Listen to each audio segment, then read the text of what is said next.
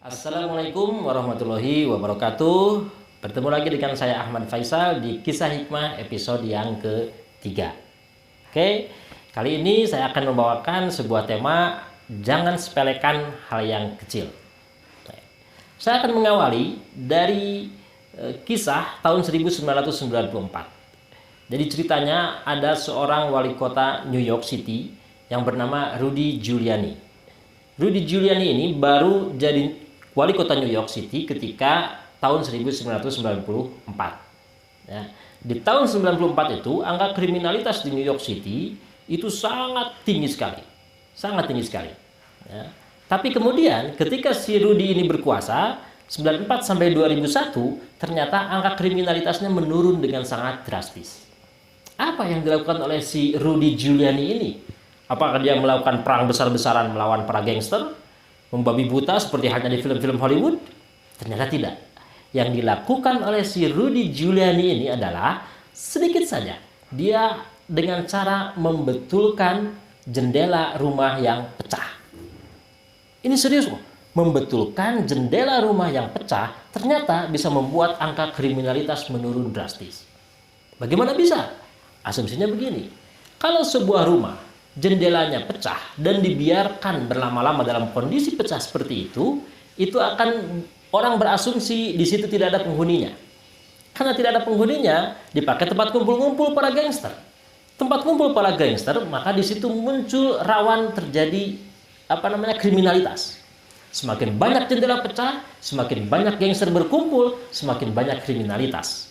Maka Rudy Giuliani hanya membetulkan hal yang sepele saja, hal yang kecil saja, yaitu membetulkan jendela pecah, tapi efeknya kriminalitas menurun drastis. Saya juga jadi teringat sebuah kisah di Perang Uhud.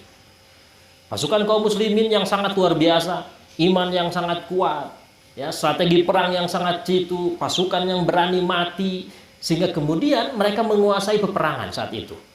Tetapi kemudian kejadian menjadi berbalik.